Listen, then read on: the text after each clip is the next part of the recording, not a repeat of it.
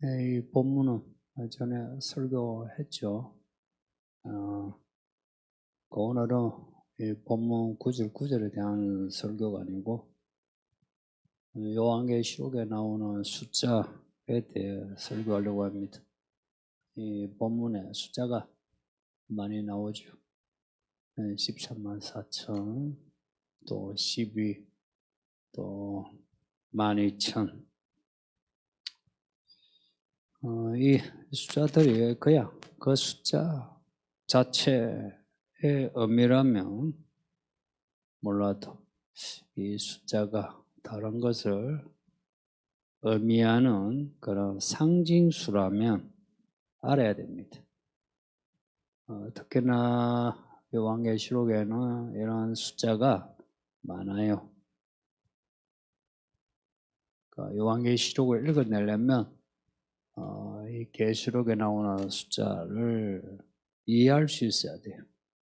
근데 사람들이 이 숫자 의미를 잘 몰라 또 어려워하고 해서 사이비 이단들이 이 숫자 가지고 장난해요. 그래서 적지 않은 성도들이 사이비 이단에 넘어갑니다. 이 성경은 의외로 숫자가 아주 많습니다. 성경 처음 나오는 책 창세기 보시면 하나님이 천지 창조하시는 이야기로 시작하는데요. 첫째 날부터 여섯째 날까지 창조하시고 일곱째 날에 쉬세요. 거기에 보면 첫째 날, 둘째 날 이렇게 1, 2, 3, 4, 5, 6, 7 나와요. 그 첫째 날에 빛을 창조하셨어요. 그 하나님이 빛이 있으라 하심에 빛이 생겼어요. 그래서 그 빛과 어둠을 나누세요. 이렇게 둘째, 셋째 되는데 넷째 날에 또 빛이 나와요. 해가 나오고 달이 나오고 그리고 다섯째, 여섯째 날에 여섯째 날에 사람 만드셨어요. 하나님이 보시기에 좋았어요. 그리고 일곱째 날에 쉬셨어요. 그러니까 이 순서 안 바뀌어요. 이 창조 이야기는요, 창조하신 일이 먼저 나오고, 그리고 그 뒤에 첫째 날, 둘째 날, 그게 나와요. 그래서 창조하신 일, 사건이 중요하고, 그리고 그 다음 순서가 중요해요. 근데 아까 첫째 날에 빛을 만드셨어요. 넷째 날에 해와 달, 낮이 해, 밤에 달 만드셨어요. 근데 같은 빛인데 그 창조가 무르익어요. 그리고 일곱째 날에 이제 다 됐다, 보기 좋다 하시고 쉬셨어요. 이 이야기는 우리가 지금 읽고 있는 요한계시록의 내용과도 비슷해요. 사건이 진행되면서 천지 창조는 창조가 완성되어 가고요. 요한계시록은 심판이 완성되어 가요. 창세기에 나오는 그 첫째, 둘째처럼 계시록도 계속 첫째, 둘째, 셋째, 넷째, 일곱째 하고 또 끝나더만 또 첫째, 둘째, 셋째, 넷째 또 나와요. 그리고 또 첫째, 둘째, 셋째. 이게 마치 연극 보면 연극 플롯이 있죠. 뭐 1막, 2막이라든지. 그 플롯이 진행이 되는데 비슷한 이야기 사건인 것 같아도 사건이 무르익어 가죠. 그 안에 인물들의 관계라든지 감정이 많이 바뀌죠. 그러면서 이제 파국으로 해서 결론을 가지고 똑같이 창조도 그랬고요. 요한계시록 이야기도 첫째, 둘째 하는데 우리 그냥 사건이 막 단편 이렇게 벌어지는 것 같은데 그게 아닌 거예요.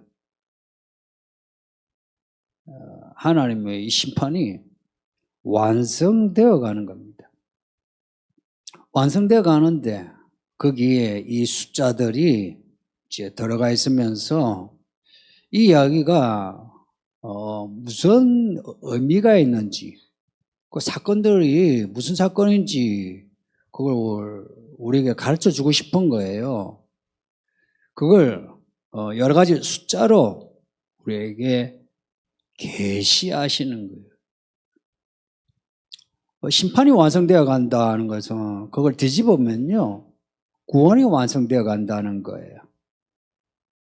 구원이 완성되어 간다. 이걸 또 뒤집으면 심판이 완성되어 가요. 그래서 성경에 이스라엘이 출애굽하죠. 그거 구원이죠, 그죠? 이스라엘 구원하실 때에 애굽에 재앙이 내려지죠. 그 애굽에 대한 심판이 완성되어 가면서 이스라엘에 대한 구원이 완성되어 가요. 이런 패턴은 성경에 늘 똑같아요. 그 계시록의 이야기는 더 분명해요, 이게. 그래서 계시록 말씀 무섭게만 여기지 마세요. 하나님이 날 구원하신 구원이 완성되어 가는구나 하세요. 성도님도 오늘 같은 날에 여러분이 이 지하 3층 예배당에 있다는 거 대단하지 않습니까? 여러분은 구원의 길에 이제 들어서신 거예요. 그래서 이 계시록의 이야기를 즐거워하면서 읽을 수 있어야 돼요. 그 제일 끝에 7째 대접에, 제일 끝이 이제 7째 대접이에요. 거기에 보면 마지막에 땅에서는요, 심판이 이제 완전히 이제 끝나가요. 근데 하늘에 올라간 성도들이 하늘에서 잔치 벌여요. 찬양하고 그래요. 이 대조되는 장면, 이걸 이제 기록을 해놨어요. 그러니까 우리는 어디에 있을 건지 이제 생각하셔야죠. 그러니까 다행히 오늘 우리가 이 예배를 드림으로 구원의 방주에 들어오신 겁니다. 나가지 맙시다. 살면서 무슨 일이 있어도 나가지 맙시다.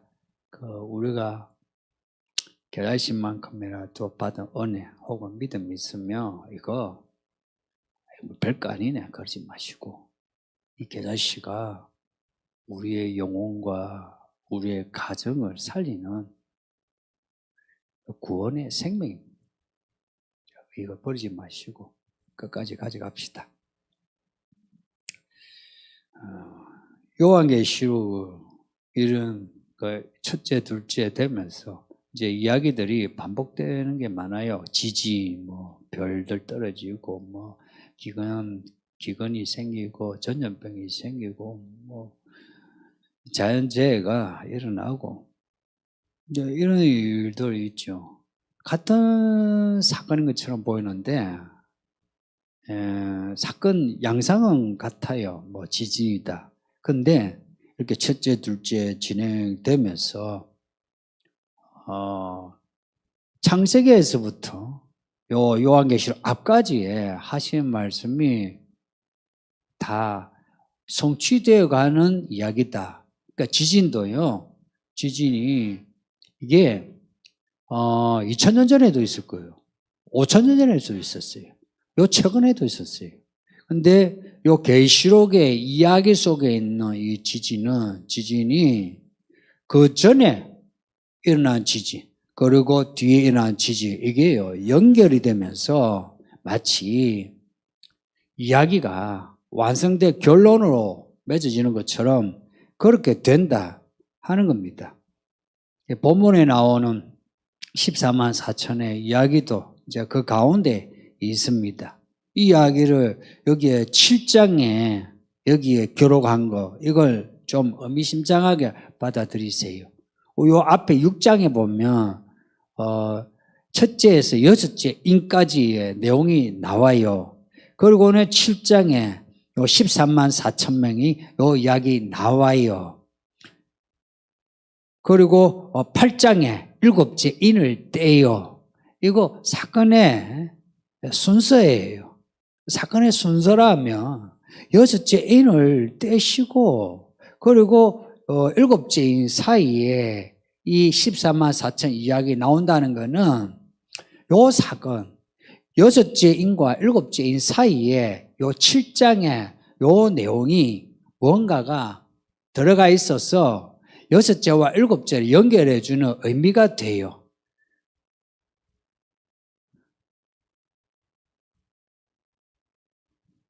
좀 어려워도 들으세요. 예. 근데 14만 4천은 구원받은 사람입니다. 뒤에 14장에 보면 이 14만 4천 외에는 구원받은 사람이 없어요. 구원받은 사람이 이 사람들만 구원받았다 이런 구조는 또 없어요. 그런데 이들 외에는 하늘에서 새 노래를 배울 자가 없어요. 고로 이 사람들 외에는 구원받은 사람이 없어요. 이 사람들만 구원받은 사람들이에요. 근데 생각해 보세요. 이 인구가 70억이나 돼요. 그리고 앞에 2000년 동안에 살았던 사람들까지 합치면 몇 명이 될까요? 그런데 14만 4천 명만 구원받는다. 이거 무슨 믿음의 경쟁을 피 터지게 그래 만든 거예요. 그러니 이 14만 4천이나 이 숫자가 진짜 14만 4천 있냐? 이렇게 질문을 할 수밖에 없어요. 또 재미난 거 밑에 이제 14만 4천이 나오게 된 그 과정이 나와요. 이스라엘에 12지파가 있죠. 12지파에 한 지파마다 12,000명이에요. 12,000명 곱하기 12지파 하니 14만 4천 명이 이제 구원받았다는 겁니다. 그러니까 각 지파가요, 믿음이요, 마치 기계로 찍어내듯이 똑같아가지고 한 지파에 12,000명이 구원받는 거야. 똑같이. 상식적으로 생각해도 이게 말이 안 되죠. 여러분 자식을 낳았는데 자식 새끼가 똑같은 믿음이 돼요? 아니죠. 이 이스라엘 12지파는 야곱의 12아들을 뿌리로 둡니다. 야곱의 12아들들 믿음이 다 달라요. 그리고 나중에 12지파가 됐죠. 12지파 되는데 12지파마다 성향이 달라요. 그리고 인구도 달라요. 인구도 다르고 성향도 다른데 또 맡은 일도 조금씩 달랐어요. 그런데 어떻게 한 지파에 12,000명 딱 잘라가 이 사람들 구원받아. 그래서 합치면 14만 4천 명. 이렇게 된다는 거는 하나님을 마치 컴퓨터로 보는 거예요. AI로 보는 거라.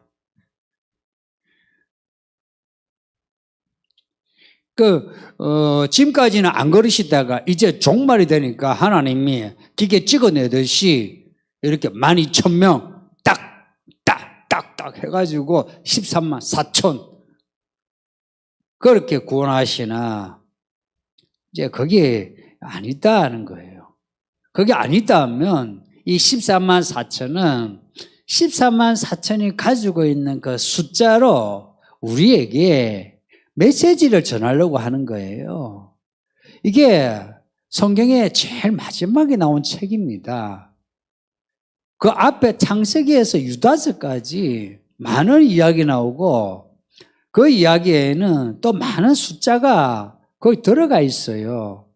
그래서 이 14만 4천이라는 숫자 이걸 우리에게 제시하면서 요 계시록 앞에 나오는 성경의 이야기들 그 이야기와 관련되는 숫자들 이것을 우리가 배워서 알고 있다 염두에 두고 이 14만 4천의 숫자를 제시하면서 하나님이 마지막에 우리를 어떻게 구원하시나, 어떤 사람을 구원하시나 하는 메시지를 우리에게 전하려고 하는 겁니다.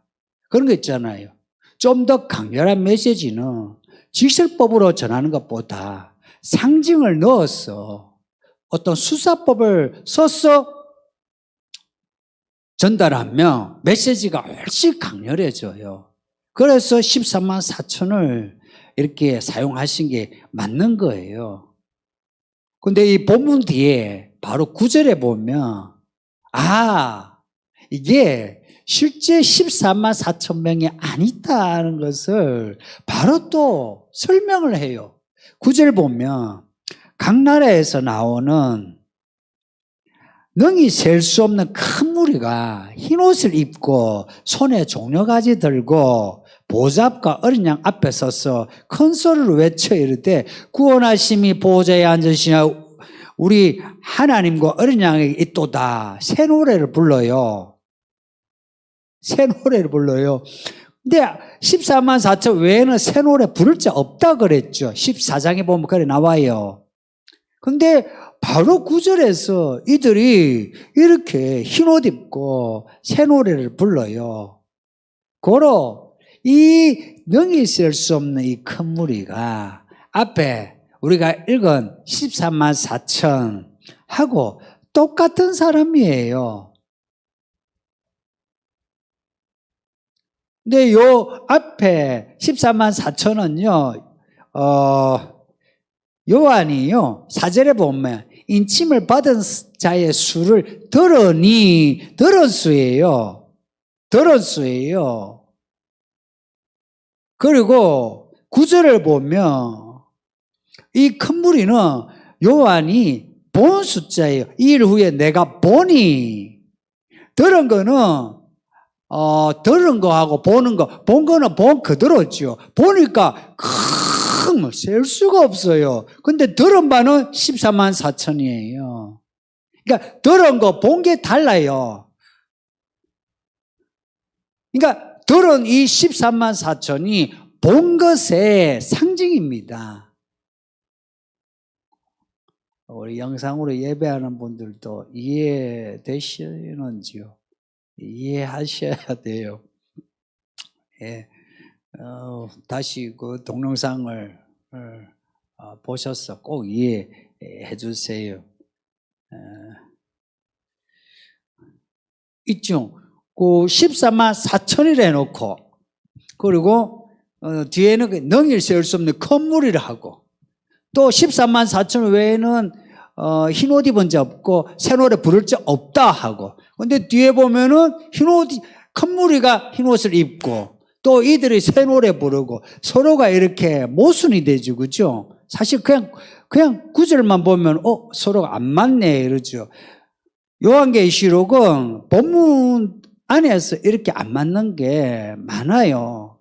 많기 때문에 사람들이 본문 벗어나 제3의 길을 찾아서 이 계시록을 해석하려고 그래요. 근데 그거는 정직한 태도가 아닙니다. 정직한 태도는 이 본문에 대한 신뢰를요, 절대적으로 하는 거예요. 저는 이 성경이 하나님 말씀이라는 거 정말 믿어요. 그리고 이 본문을 해석하는 거는 본문을 읽고 그리고 본문하고 이 본문과 저 본문을 계속 맞춰가면서 이렇게 말씀하실 때에 우리가 그냥 직설적으로 듣는 것보다 하나님이 무슨 문학적인 어떤 은유와 상징 그것을 둬서 우리로 하여금 더 깊이 깨닫게 하려고 이렇게 본문하고 본문 간에 모순되게도 하셔서 우리로 하여금 뭔가 있잖아요. 우리가 흔히 반어법 같은 것도 있죠. 그런 식으로 우리로 하여금 메시지를 더 강렬하게 전하기 위해서 이렇게 하신다고 봐요. 그래서 본문에 맞는 해석을 해야 돼요. 해석을 하는데 요 본문 밖에 저 벗어나 저 밖에 있는 좋은 걸 듣기에 좋고 보기에 좋은 거 그거 가져와 가지고 해석하면 안 되고요. 요 본문에 맞는 해석을 해야 돼요. 그러니까 우리 생각대로 해석을 하면 안 된다. 만일 생각대로 해석을 하게 되면 성경을 해체해버려요. 믿음이 해체돼요. 그러면 진짜 예수님이 오시죠. 예수님을 못 만나요. 무서운 예수님이 돼버려요. 그런데 믿는 자는 예수님이 구원의 예수님이 돼요. 마라나타 예수님 어서 오소서 기다렸습니다 하고서 예수님을 이렇게 맞이하죠. 그런데 성경을 해체한 사람은요 구원에서 비껴가요. 그 요한계시록 22장에 이런 말씀 나와요. 너희가 이 말씀에다 뭔가 더하면 재앙을 더한다 그래요. 너희가 이 말씀에 뭔가를 빼면 너희가 천국에서 빼지리라 그렇게 나와요. 그러니 우리는 이 본문 읽어서 본문에서 답 찾읍시다. 예.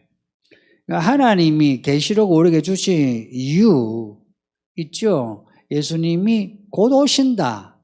그래서 이 말씀을 주신 거예요.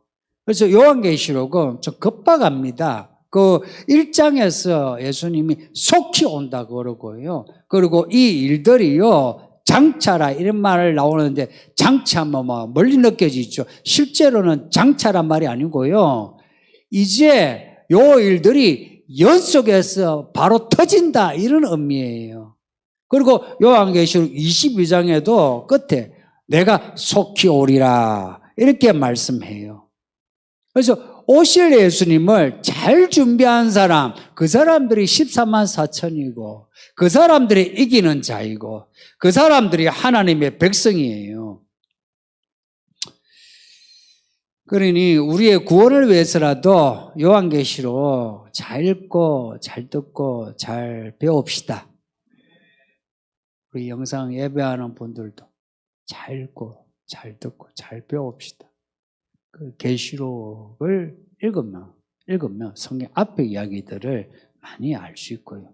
성경 앞의 이야기들을 많이 알면 계시록을 빨리 이해할 수 있어요. 어쩌면 우리가 계시록을 이렇게 공부하면서 우리가 성경 앞에 읽었던 거 잘 몰랐던 거 있죠. 그 끝, 그 꼬린 지점 잘 몰랐죠. 근데 계시록을 읽으면 꼬린 지점, 끝을 보죠. 그러면은 다른 앞에 성경을 읽으면서 방향을 잘 찾을 수 있어요. 이제 이 본문에 나오는 숫자 보겠습니다. 14만 4천이라는 숫자는 12가 반복되는 거 아시죠? 12지파에 12,000명이에요. 근데 이 12가요, 뒤에 또 나와요. 이 계시록 뒤에 21장에 보면 새 예루살렘이라고 나옵니다. 이름이 새 예루살렘입니다. 앞에서는 성경 다른 데서는 안 나오는 이름인데 이제 여기에 집중적으로 나와요. 뭐 나오긴 해요. 그런데 그냥 간헐적으로 이렇게 나오고요. 요한계시록에만 집중적으로 나와요. 새 예루살렘의 문이 12개래요. 10이에요. 그리고 그 문이 사방으로 문이 3개씩 그걸 있죠. 합하면 7되고요. 그걸 곱하면 12가 돼요. 그리고 요한계시록의 성곽 아시죠? 성곽이 그 기초석이 12개의 기초석이 있는데 12사도의 이름이 있답니다. 또 이 12기초석도 이렇게 네 방향에 3개씩 있다 이거겠죠. 그리고 새 예루살렘이 그 길이와 높이가 12,000 스타디온이래요. 12,000 스타디온. 한 스타디온이 200m 정도 생각하시면 됩니다. 이 새 예루살렘이 온통 10이에요. 그리고 성곽의 두께가 144예요. 144 규빗이 12 곱하기 12 하면 144입니다. 흥미롭지 않나요? 14만 4천을 구원하시는데 새 예루살렘이 온통 또 144, 12, 12, 12, 12예요. 고로 14만 4천 이거는요 새 예루살렘과 관련되는 상징수예요. 그렇다면 새 예루살렘의 그 모습도요 실제 모습이 어떤지는 사실 잘 몰라요. 근데 이렇게 12로 우리에게 이 나라가 새 예루살렘 그 나라 도시가 어떤 곳인지 우리로 하여금 상상하게 해요. 새 예루살렘은요 에덴 동산 아시죠? 잃어버린 에덴 동산의 완성이에요. 노아 방주 아시죠? 방주의 완성이에요. 모세의 성막 아시죠? 성막의 완성이에요. 솔로몬 성전 아시죠? 솔로몬 성전의 완성이에요. 그리고 신약의 교회, 이 교회의 완성이에요. 뿐만 아니라 예루살렘의 완성이에요. 그리고 하나님이 창조하신 이 땅의 완성이에요. 그 새 예루살렘은 완성의 도시, 완성의 나라예요. 이 나라는 있죠. 하나님의 그 뜻이요. 완전히 이루어지는, 꽉 채워진 나라예요. 그래서 이 나라에 들어가려면 꽉 채워진 사람이라야만 들어가요.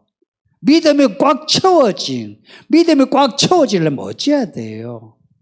우리의 삶이 살아가는 게요, 믿음의 말, 믿음의 행동, 이런 걸로 채워져야 돼요.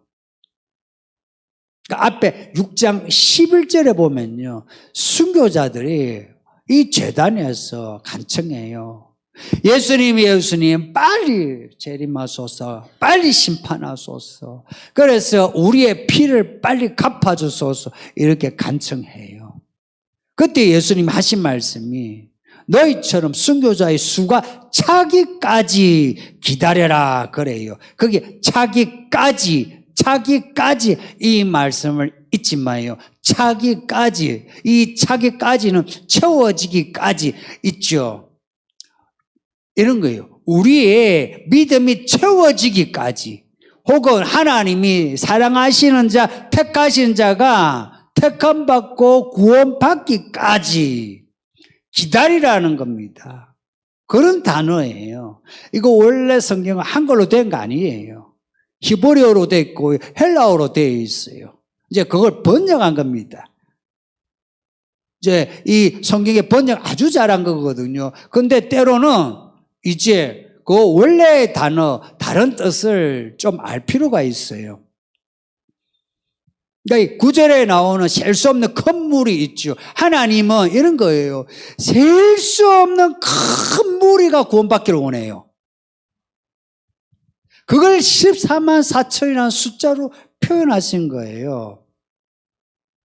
근데 이 수는 요한계시록 뒤에 나오는 다른 수하고도 조금 있죠. 달라요. 예를 들어서 42달, 1260일, 두 정인이 사흘 반 만에 살아나는 사흘 반, 혹은 666, 이런 숫자하고는 좀 달라요. 있죠? 사건의 순서를 매기는 수하고 사람의 연수 혹은 666과 같은 표시, 이런 수를 해석할 때에는 약간 달라요. 요한계시록은 사건의 순서 매기는 이 수, 혹은 13만 4천이라고 하는 이 수, 이런 수에 관심을 가져야 돼요. 7, 12 이런 수예요. 그래서 14만 4천은 상징수예요. 채워지기까지 수예요. 생각해 보세요, 성도님들. 이 교회가 이제 10년 넘었는데요. 10년 전에 예수님이 오셨으면 여러분 중에 구원받을 사람이 얼마나 될 것 같아요? 10년 전에. 예수님이 왜 10년 전에 안 오셨는지 아세요? 이유는요, 우리 때문이에요. 우리를 14만 4천을 넣기 위해서예요. 이 10년 동안에 하나님이 우리를 이렇게 변화시켜 주셔서 말씀하시고 책망하시고 해서 우리를 변화시켜 주셔서 이렇게 구원받도록 구원의 수에 들게 하기 위해서 기다리신 겁니다. 왜 아직 예수님 오시지 않으셨냐? 이 14만 4천을 채우기 위해서입니다. 능히 셀 수 없는 큰 물을 하나님이 기다리신 거예요. 그래서 우리가 교회는 왔어요. 그런데 믿음이 채워져야 돼요. 그걸 기다리신 거라. 그래서 하나님은 오래 참으심으로 구원하시는 하나님이세요. 근데 지금 이제 일어나는 사건들을 보면 이제 예수님이 진짜 이제 오십니다. 이 사건들의 순서를 봐서 우리가 결론을 이제 어느 정도 생각할 수 있죠.